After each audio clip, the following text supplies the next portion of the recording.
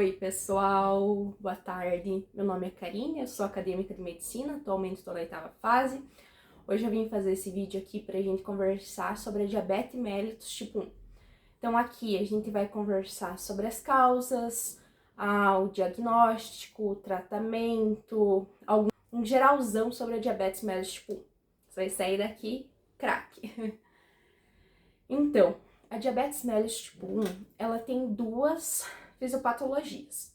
A tipo autoimune, então aonde o nosso corpo ele vai desenvolver anticorpos, esses anticorpos vão atuar sobre as células beta-pancreáticas, que são as nossas células que produzem insulina, e vão causar a destruição delas. E o outro tipo menos comum, que é o tipo idiopático, então que ainda não sabe o que aconteceu. Bem menos comum do que o autoimune. A mellitus 1, ela é autoimune. Sendo autoimune, então a gente já pensa se ela tem algum fator familiar, né? Até o que se sabe, não se tem uma causa direta do que leve à criação de autoanticorpos, mas a gente se tem alguns genes que se predispõem a diabetes mellitus 1, principalmente os genes HLA. Então, pessoas que têm esses genes, elas estão mais predispostas a desenvolver diabetes mellitus tipo 1. Não que necessariamente vão desenvolver, mas tendem a desenvolver. É uma diabetes que se apresenta geralmente mais na infância. Então, os pacientes têm mais uma característica, então eles são bem diferentes do diabetes mellitus tipo 2, onde os pacientes já vão apresentar na fase mais adulta, para idosa. O diabetes mellitus tipo 1, ele tende a abrir com um quadro mais agudo, de um quadro de cetoacidose diabética, que muitas vezes até leva o paciente para o hospital. Porém, a diabetes mellitus, ela dá alguns sinais antes. Então aqui a gente tem os tão famosos 4Ps da diabetes. O que seriam esses 4Ps? Qual a relação deles? Então, a gente inicia com a poliúria. A poliúria, ela é o aumento de urina. Então, esse paciente, ele vai muitas vezes ao dia no banheiro, ele urina mais. E por que isso ocorre? Então, por conta que a gente vai ter as destruições das células beta, a gente não vai ter insulina. Se a gente não tem insulina no nosso corpo, a insulina que é responsável por fazer a diminuição da glicemia, para fazer essa glicose ela entrar nas células, não vai estar ocorrendo, né? Então, essa glicemia vai elevar e vai ser excretada na urina. A glicose, ela é osmótica, então se eu tô excretando mais glicose na minha urina, essa urina minha vai ficar mais concentrada. Ela ficando mais concentrada, ela vai puxar mais água. Por isso, o paciente tem aumento das excretas urinárias. O próximo P é polidisfagia, então que é uma fome incansável. Esse paciente come, ele se alimenta, ele fica com fome. E por que isso ocorre? Como a glicose ela não está conseguindo entrar nas células, vai ter sim glicose no corpo, só que a gente não está conseguindo colocar essa glicose dentro das células. Então a gente não vai conseguir gerar energia. Por isso, o paciente cada vez mais tem mais essa sensação de fome, que é a polidisfagia. Ainda se tem a perda ponderal, levando no mesmo mecanismo. Então a gente não vai conseguir arrumar glicose dentro das células, esse paciente vai começar a quebrar outras formas de produção de energia. Então o paciente, além de não conseguir glicose entrar dentro das células, ele vai iniciar quebrando glicogênio. Isso vai levar a ele esgotando suas fontes de energia, fazendo com que ele emagreça. O último 4P é dispepsia, então aqui é o aumento da sede. Por que tem aumento da sede? Lembra lá que eu falei do aumento da urina? Então a gente está excretando muita urina. Com o aumento da excreta de urina, a gente tem o aumento da sede, porque o nosso corpo não consegue imaginar, tô urinando mais porque eu tenho mais glicose aqui. Se ele tá urinando mais, consequentemente, a gente vai tender a ingerir mais água. Esses são os 4 P's da diabetes. Eles se relacionam tanto a diabetes mellitus 1 como a diabetes mellitus tipo 2. São pontos que não surgem tão precoces, mas geralmente, quando bem observados assim no início, é um jeito do paciente desconfiar que ele tem diabetes mellitus. Relacionado aos anticorpos que eu citei, que a gente vai desenvolver, que esses anticorpos vão destruir as células beta, que são produtoras de insulina. Aqui a gente tem os anticorpos que são muito importantes para a gente conseguir averiguar, essa é uma diabetes mellitus 1 ou é um diabetes mellitus tipo 2? Então aqui a gente tem o anti-GAD. O anti-GAD, ele é um anticorpo que ele vai ser desenvolvido contra as células beta. Então aqui a gente só vai ter, muito provavelmente, só na diabetes mellitus 1, né? Que é onde a gente tem destruição das células beta-pancreáticas. Então, esse anticorpo, ele já vai nos mostrar. A gente tem aumento ou diminuição, então aqui geralmente vai ter a diminuição do peptídeo C.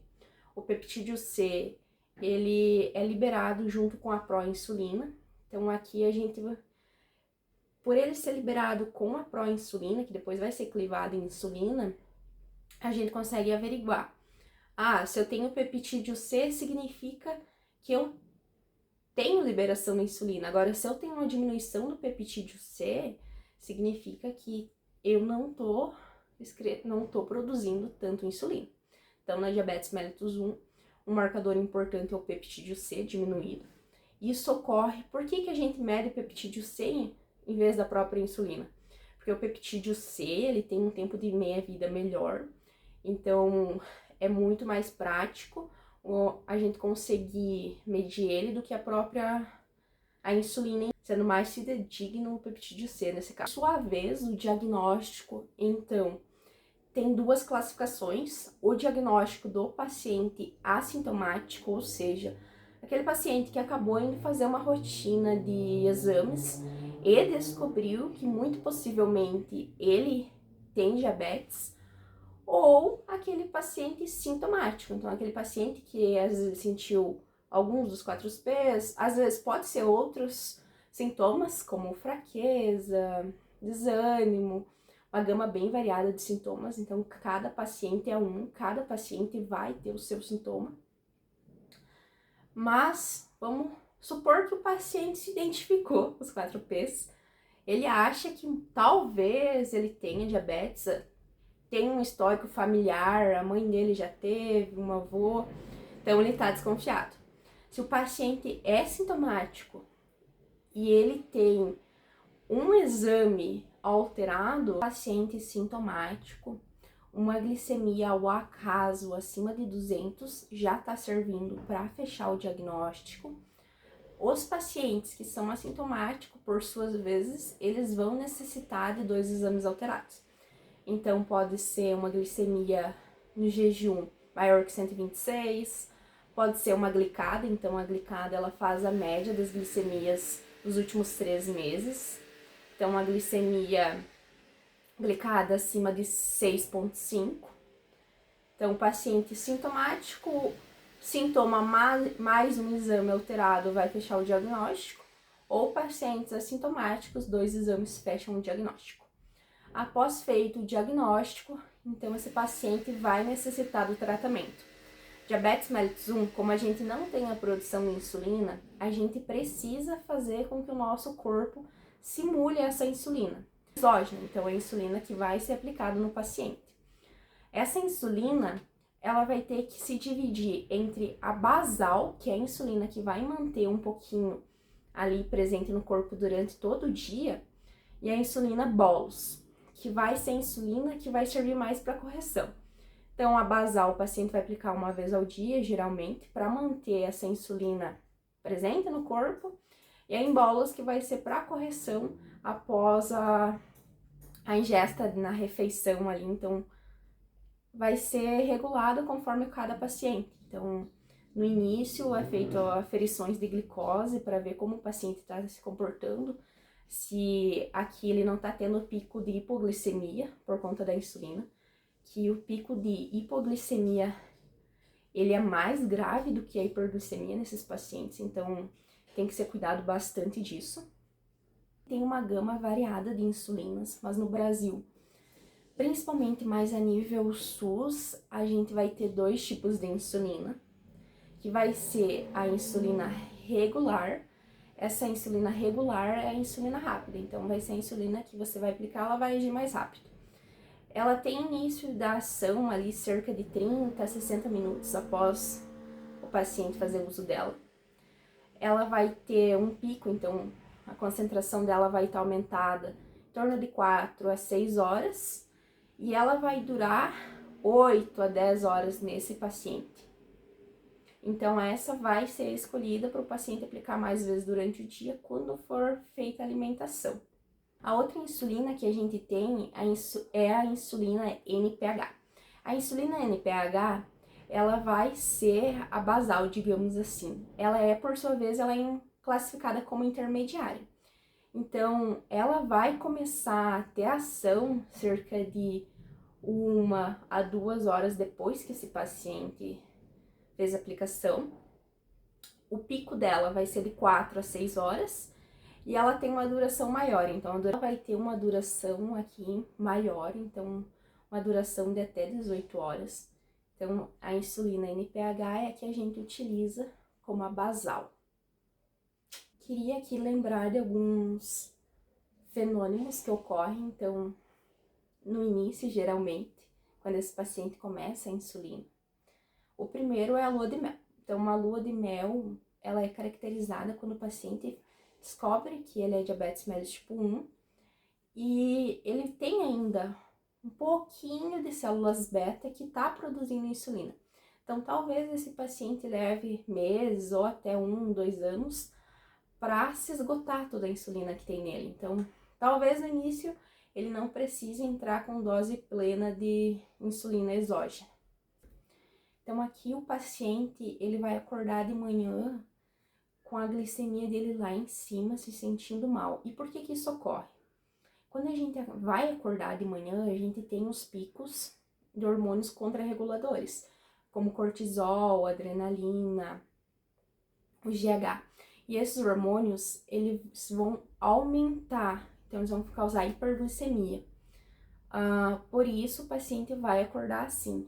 Como que a gente faz para saber, será que é por isso ou a minha dose de insulina está muito baixa? Esse paciente acordar às 3 da manhã, ele media a glicemia dele. Então, se 3 da manhã esse paciente está com a glicemia dentro do adequado e ele acorda às 6, 7 da manhã com a glicemia super alta, isso significa que muito provavelmente esse pico se deve aos hormônios contrarreguladores.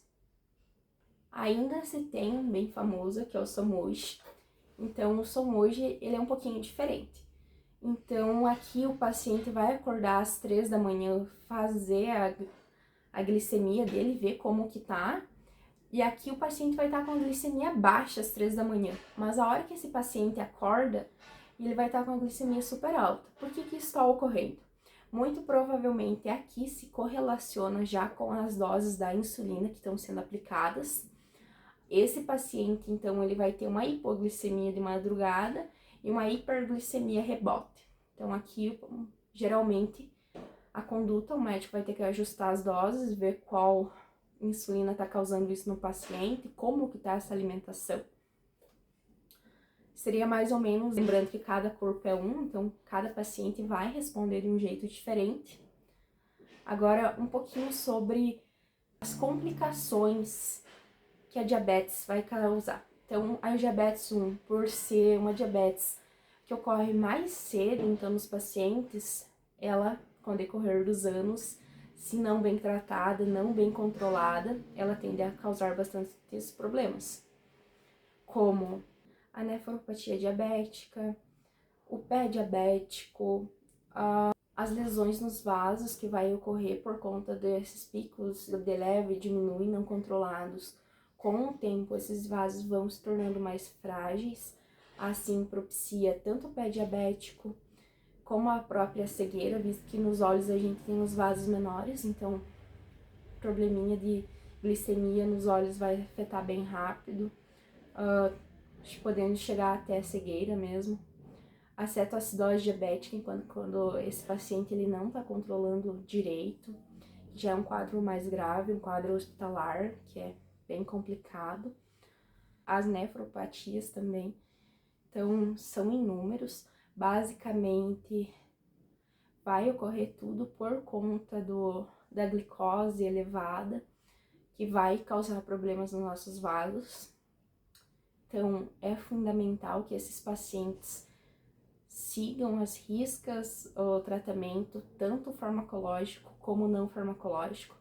Então, a prática de exercício físico, no mínimo 150 minutos por semana, que é o que é recomendado pela Organização Mundial da Saúde. Então, todo esse acompanhamento desse paciente para que ele consiga ter um desfecho bom, ele consiga controlar essa diabetes, ele consiga viver bem. Então, pessoal, o vídeo de hoje seria isso. Eu espero que eu tenha ajudado um pouquinho, esclarecendo algumas dúvidas. Caso tenha ficado alguma coisa que não deu para entender muito bem, comenta aí no comentário que eu respondo. Espero que vocês tenham gostado. Se inscreva no canal que eu vou trazendo mais vídeos assim.